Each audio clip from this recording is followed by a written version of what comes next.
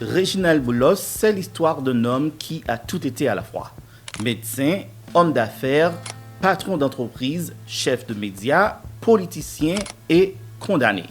Un homme fasciné par la réussite, convaincu qu'avec assez d'audace, tout peut se négocier.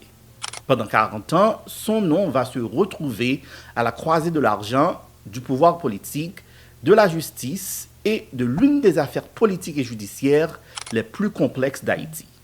Une affaire qui commence avec une accusation internationale et qui va finir par opposer Réginald Boulos à l'État américain lui-même. Mais avant les accusations, les scandales et les tribunaux, il y avait un jeune médecin ambitieux qui croyait pouvoir conquérir le monde. Né en 1956 aux États-Unis, Réginald Boulos est le fils de Carlos et Aimé Boulos et le 6e enfant de la fratrie, Franz Boulos, Kathleen Boulos-Weckering, Rudolf Boulos, Marie Boulos, Dr Carlo Boulos. Avec son frère le Dr Carlo Boulos, il a obtenu un diplôme de médecine en 1981 de l'école de médecine de Port-au-Prince, en Haïti. Boulos poursuit ses études en obtenant une maîtrise en santé publique et en médecine tropicale à la Tulane University School of Public Health de la Nouvelle-Orléans en 1982. Il a mené des recherches avec un professeur agrégé à l'université Johns Hopkins. Il est également titulaire d'une certification de la Sloan School of Management du MIT pour les cadres supérieurs. Avec ses diplômes américains et son ambition grandissante, Boulos entre alors dans l'endroit le plus explosif d'Haïti, Cité Soleil. Depuis les années 1980, le nom du docteur Réginald Boulos est intimement lié à Cité Soleil, le plus grand bidonville d'Haïti et l'un des quartiers les plus pauvres de l'hémisphère occidental.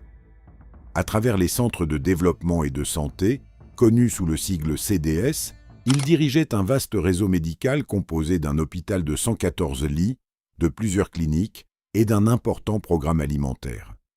Pendant des décennies, pour des centaines de milliers d'habitants vivant dans des conditions extrêmes, ce système représentait pratiquement la seule structure de soins organisée accessible dans la zone. Médecin haïtien d'origine arabe formé aux États-Unis, le docteur Boulos était devenu bien plus qu'un simple professionnel de santé à Cité Soleil. Dans un quartier abandonné par l'État, son organisation gérait les accouchements, les vaccinations, les soins contre la tuberculose, la malnutrition et les urgences médicales. Son influence sociale et humanitaire était immense.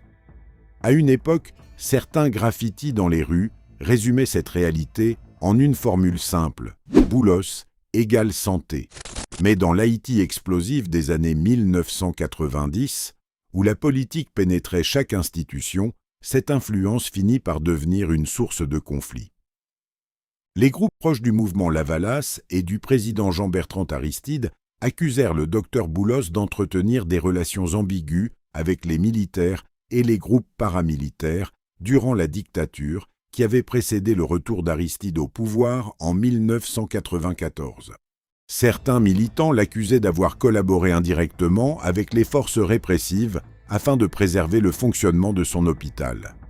Le docteur Boulos rejetait ces accusations, affirmant qu'il avait volontairement évité toute confrontation ouverte avec les militaires afin d'empêcher la fermeture des services médicaux et alimentaires qui faisaient vivre des dizaines de milliers de personnes. Selon lui, son devoir n'était pas politique, mais humanitaire.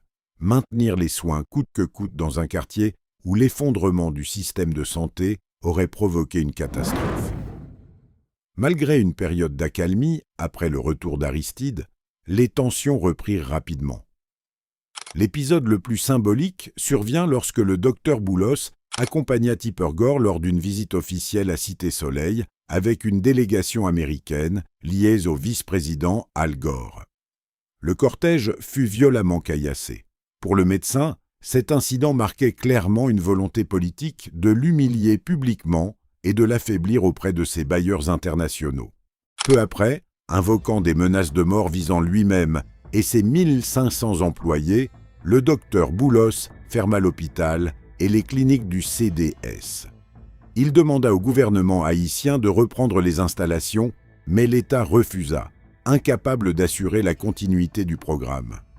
Son départ provoqua un effondrement brutal de l'accès aux soins dans le bidonville. Des maternités cessèrent de fonctionner, des malades furent refusés faute de médicaments, et des religieuses tentèrent seules de maintenir quelques services de survie. Après avoir quitté Cité Soleil et passé plusieurs mois hors du pays, le docteur Boulos décida de déplacer ses activités vers les régions rurales du nord-est d'Haïti, où le climat politique était moins hostile. Son départ de Cité Soleil symbolisa à la fois la puissance qu'il avait acquise comme médecin dans le plus grand bidonville du pays, mais aussi les limites de cette influence dans une Haïti où médecine, pauvreté et politique étaient devenues impossibles à séparer. Mais pendant qu'il bâtissait son influence dans les quartiers pauvres, une autre affaire allait bientôt transformer son nom en scandale national. En 1995, les médecins de l'hôpital de l'Université d'État d'Haïti commencent à observer un phénomène inquiétant. Des dizaines de nourrissons arrivent aux urgences avec de graves insuffisances rénales. Le directeur médical de l'époque, le docteur Alix Lassègue, comprend rapidement qu'il ne s'agit pas de cas isolés. Les enfants meurent les uns après les autres, souvent après avoir consommé des sirops pourtant destinés à faire tomber la fièvre ou calmer la douleur. Des analyses réalisées à Johns Hopkins University, puis une enquête conjointe menée par l'Organisation mondiale de la santé, le Centers for Disease Control and Prevention et la Food and Drug Administration, établissent rapidement un lien direct entre les décès et 2 médicaments produits en Haïti par les laboratoires Farval, les Siro-Afébril et Valodon. Les tests scientifiques révèlent la présence de diéthylène glycol, un produit chimique toxique utilisé notamment dans les solvants industriels et les antigels. Au moins 77 enfants âgés de 1 à 13 mois meurent après avoir consommé ces sirops contaminés. Plusieurs survivants garderont des séquelles neurologiques et physiques irréversibles. La majorité des victimes viennent des quartiers populaires de Port-au-Prince, mais des cas sont également recensés dans plusieurs régions du pays. Lorsque des inspecteurs américains de la FDA examinent les installations de Farval, leurs conclusions sont accablantes.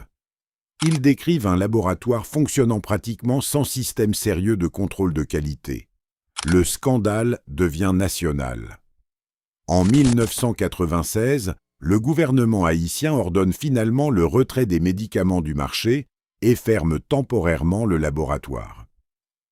Les autorités découvrent que la glycérine contaminée provenait d'un circuit international opaque impliquant la Chine et des intermédiaires européens. Mais après l'indignation vient le long silence judiciaire. Le 11 septembre 1996, des dizaines de familles portent plainte contre Farval et son directeur général, Rudolf-Henri Boulos, pour homicide involontaire. Les parents réclament justice pour leurs enfants morts, après avoir consommé des médicaments censés les soigner. Pendant plus de 20 ans, l'affaire s'enlise dans les tribunaux haïtiens entre reports, appels et procédures interminables. En 2001, un juge inculpe finalement Farval et Rudolf Boulos pour homicide involontaire par imprudence, négligence et non-respect des règlements sanitaires. Pourtant, malgré la gravité du dossier, le procès avance au ralenti. Ce n'est qu'en 2018, 23 ans après la mort des enfants, qu'un tribunal prononce une condamnation. 6 mois de prison et des compensations financières jugées dérisoires par les familles des victimes. Pour beaucoup d'Haïtiens, cette décision symbolise moins une victoire judiciaire qu'un rappel brutal des inégalités du pays. Les victimes venaient des milieux les plus pauvres, tandis que la famille Boulos appartenait à l'une des élites économiques les plus puissantes d'Haïti. Farval finit par rouvrir ses portes, tandis que Rudolf Boulos quitte le pays après sa condamnation. Près de 30 ans après le scandale Farval, les familles des enfants morts attendent toujours une véritable justice. Beaucoup considèrent aujourd'hui que cette affaire est devenue l'un des exemples les plus marquants d'une Haïti où les puissants peuvent traverser les décennies sans jamais répondre pleinement de leurs actes.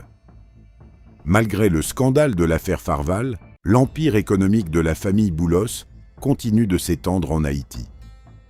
Leur influence s'installe progressivement dans plusieurs secteurs clés. Les supermarchés, les concessions automobiles, l'hôtellerie, les médias, mais aussi les contrats publics.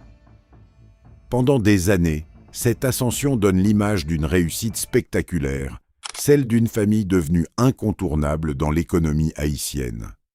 Mais derrière cette façade de prospérité, des accusations de corruption commencent peu à peu à émerger, venant ternir l'image du groupe et fragiliser sa réputation. Au fil des années, Réginald Boulos est devenu l'une des figures les plus controversées du secteur privé haïtien, accusé par ses détracteurs d'avoir construit un vaste réseau d'influence au cœur même de l'État haïtien. Ses opposants affirment qu'il exerçait une influence considérable sur plusieurs institutions publiques stratégiques. L'ONA, l'Office national d'assurance vieillesse, la Banque nationale de crédit, les douanes, la DGI, certains juges, ainsi que des secteurs clés des finances publiques. Dans certains milieux politiques, il était surnommé le parrain, symbole, selon eux, d'un homme capable d'étendre son pouvoir bien au-delà du monde des affaires. Les accusations les plus graves concernent toutefois l'utilisation présumée des fonds de retraite des travailleurs haïtiens. Selon plusieurs rapports et dénonciations publiques, des milliards de gourdes provenant de l'ONA auraient été investis dans des entreprises liées au groupe Boulos, notamment El Rancho, Delimart et d'autres sociétés commerciales du groupe. Une partie de ces fonds devait également servir à un programme de subvention alimentaire et pharmaceutique destiné aux affiliés de l'ONA. Mais selon les accusations, le projet n'aurait jamais réellement vu le jour malgré les montants engagés. Ces soupçons finissent par attirer l'attention de l'unité de lutte contre la corruption. Dans plusieurs rapports, l'ULCC évoque des irrégularités financières, des prêts douteux et des détournements présumés impliquant des sociétés liées à Boulos. L'affaire prend une nouvelle ampleur en juin 2021 lorsque le directeur général de l'ULCC, Hans-Jacques Ludwig Joseph, ordonne le gel de plus de 260 millions de gourdes appartenant à plusieurs individus et entreprises associés à Real Business Investment, dont Réginald Boulos était le principal dirigeant. Pour l'ULCC, ces fonds pourraient provenir de détournements de ressources publiques et d'opérations financières suspectes liées à des prêts accordés par l'ONA. L'agence avertit même les banques concernées qu'elles pourraient être poursuivies pour blanchiment d'argent si elles refusaient de coopérer avec les mesures de gel. Parallèlement, d'autres accusations émergent autour de contrats publics portant sur l'achat de matériel lourd destiné à l'État haïtien. Selon certaines déclarations attribuées au président Jovenel Moïse, un conflit aurait éclaté autour d'un contrat de plusieurs dizaines de millions de dollars concernant des équipements qui n'auraient pas été livrés conformément aux engagements pris.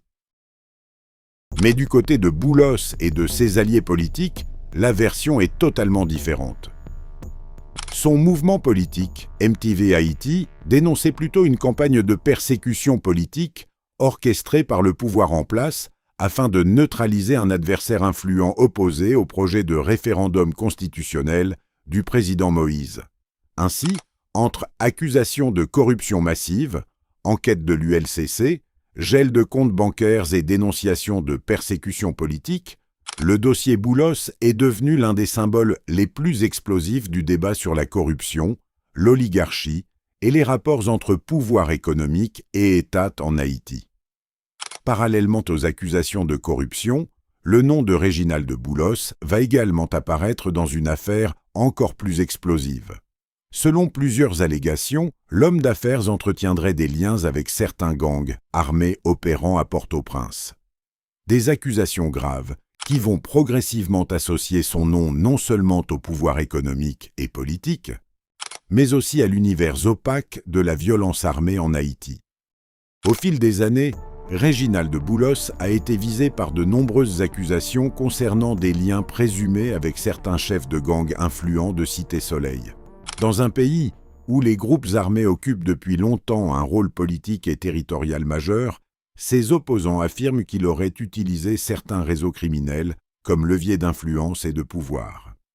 Le nom qui revient le plus souvent est celui de T. Hougan, de son vrai nom Serge Renard, ancien chef de gang de Cité Soleil. Dans ce quartier pratiquement abandonné par l'État, T. Hougan exerçait une autorité quasi absolue sur certaines zones. Réginald de Boulos a lui-même reconnu avoir entretenu des relations avec lui, ainsi qu'avec d'autres leaders locaux, expliquant qu'il finançait des programmes communautaires, sportifs et éducatifs afin de préserver une certaine stabilité dans les quartiers populaires. Mais pour ses détracteurs, ces relations dépassaient largement le cadre social. Plusieurs accusations lient également Boulos à d'autres figures armées comme T. Gabriel de Simon-Pelé et Mikano, présentés comme proches de la coalition G9. Des rumeurs persistantes évoquent aussi des contacts présumés avec Jimmy Cherizier, plus connu sous le nom de Barbecue, devenu l'une des figures les plus puissantes des groupes armés haïtiens. Certaines allégations vont encore plus loin, affirmant que des réseaux proches de ces groupes auraient participé à des trafics d'armes et à des opérations politiques violentes. Un épisode souvent cité concerne une tentative de désarmement sous la présidence de Jovenel Moïse, durant laquelle T. Hougan aurait renoncé à remettre plusieurs armes après des pressions exercées par différents acteurs influents, dont Réginald Boulos. Aucune condamnation judiciaire n'a toutefois établi l'implication directe de Réginald de Boulos dans des activités criminelles liées au gang. Néanmoins, ces accusations ont durablement marqué son image publique et renforcé les débats sur les relations troubles entre élites économiques, pouvoirs politiques et groupes armés en Haïti. Puis, les accusations deviennent encore plus sombres, jusqu'à croiser l'un des événements les plus choquants de l'histoire récente d'Haïti. L'assassinat du président haïtien en fonction, Jovenel Moïse. Selon ses détracteurs, Boulos a financé et participé avec Dimitri Vorbe à toutes les violences des manifestations pétro-caribées, au mouvement du Pays Loc et à plusieurs tentatives de coup d'État jusqu'à l'assassinat du président Jovenel Moïse le 7 juillet 2021. Alors que le crime était sur le point d'être commis, il a tweeté qu'il aurait lieu tout en faisant pression sur Washington pour la nomination d'un président intérimaire alors qu'un président constitutionnel était en fonction. Et pendant qu'Haïti sombrait dans le chaos après la nouvelle de l'assassinat, Boulos regardait déjà vers Washington. Après l'assassinat de Jovenel Moïse en juillet 2021, Réginald de Boulos intensifie ses efforts pour influencer la transition politique haïtienne à Washington.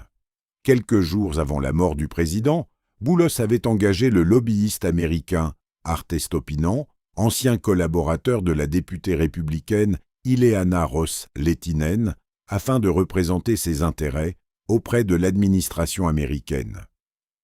Selon les documents enregistrés aux États-Unis, la mission d'Estopinan consistait à faciliter les contacts entre Boulos et l'administration du président Joe Biden dans le but de promouvoir une nouvelle transition politique en Haïti.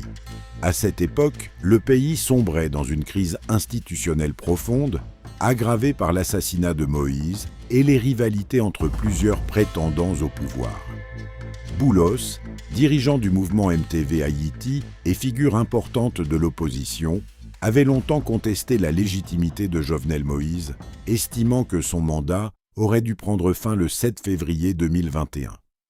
Malgré cela, il condamna publiquement l'assassinat du président, qualifiant l'événement de jour funeste pour Haïti. L'une des principales missions du lobbyiste était de convaincre Washington de soutenir un accord politique visant à mettre en place un gouvernement intérimaire. Ce plan prévoyait que Joseph Lambert devienne président provisoire, tandis que Ariel Henry occuperait le poste de Premier ministre au détriment de Claude Joseph, qui revendiquait également le pouvoir après la mort de Moïse. À travers cette initiative, Boulos cherchait à obtenir le soutien diplomatique des États-Unis pour une transition reportant les élections nationales et redéfinissant l'équilibre du pouvoir en Haïti. Cette démarche illustrait aussi l'importance stratégique de Washington dans les luttes politiques haïtiennes, où les acteurs locaux cherchent souvent l'appui des puissances étrangères pour renforcer leur légitimité. Mais cette fois, les portes du pouvoir américain allaient commencer à se refermer sur lui. Pendant des décennies, Réginald de Boulos avait semblé intouchable. Médecin devenu magnate des affaires, propriétaire d'hôtels, de supermarchés et d'entreprises influentes, il évoluait dans les plus hauts cercles du pouvoir haïtien et américain. À Port-au-Prince, son nom inspirait autant la peur que l'admiration. Certains le voyaient comme un visionnaire, d'autres comme l'incarnation même de l'oligarchie haïtienne. Puis, tout s'est effondré.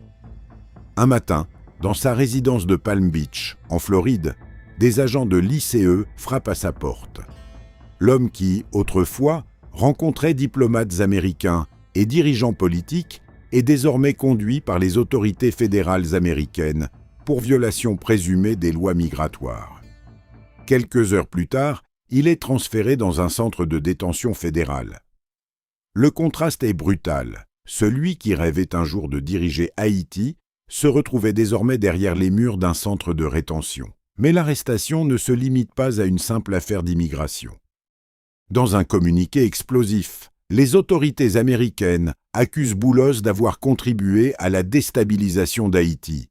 Son nom est associé à Vive Ensemble, la puissante fédération armée, accusée d'avoir plongé le pays dans le chaos. Les enquêteurs évoquent des liens présumés avec des réseaux de violence politique et de gangs responsables de milliers de morts, d'enlèvements et d'attaques contre les institutions haïtiennes. Pour beaucoup d'Haïtiens, cette chute possède une dimension presque irréelle. Pendant des années, Boulos avait cultivé l'image d'un homme proche de Washington, capable d'influencer les débats politiques à Haïti comme aux États-Unis. Après l'assassinat de Jovenel Moïse, il tentait encore de convaincre l'administration Joe Biden de soutenir une nouvelle transition politique en Haïti. Aujourd'hui, ce même homme est accusé par les autorités américaines d'avoir caché certaines informations dans son dossier migratoire et d'avoir été cité dans des enquêtes pour corruption et détournement de fonds publics menées par l'unité de lutte contre la corruption. Ses partisans dénoncent une persécution politique. Ses détracteurs parlent enfin d'un retour de bâton après des décennies d'influence et d'impunité. Quoi qu'il en soit, l'image est puissante. Un homme autrefois considéré comme l'un des plus puissants d'Haïti, désormais assis dans un centre de détention fédéral américain, attendant qu'un juge décide de son avenir. Et ce qui semblait impossible quelques années plus tôt finit pourtant par arriver. Dans un communiqué inhabituellement brutal, publié simultanément en anglais, en français et en créole, l'administration Donald Trump annonce officiellement son expulsion des États-Unis. Le message est sans ambiguïté. Washington accuse Boulos d'avoir soutenu des gangs armés responsables du chaos en Haïti et promet entre guillemets la fin de l'ère de l'impunité. Le 2 avril, le verdict tomba. Expulsion définitive. Face au choix entre le Mexique et la Colombie, Boulos choisit finalement Bogota. Escorté jusqu'à un aéroport du sud de la Floride, il embarque discrètement sur un vol commercial. Quelques jours plus tard, sa famille confirme son départ. Ainsi, se termine l'un des parcours les plus controversés de l'élite haïtienne contemporaine. Celui d'un homme qui avait voulu gouverner Haïti, mais qui quitte finalement les États-Unis sous escorte fédérale, accusé d'avoir contribué au chaos qu'il prétendait combattre. Réginald de Boulos aura incarné à lui seul les contradictions de l'Haïti contemporaine.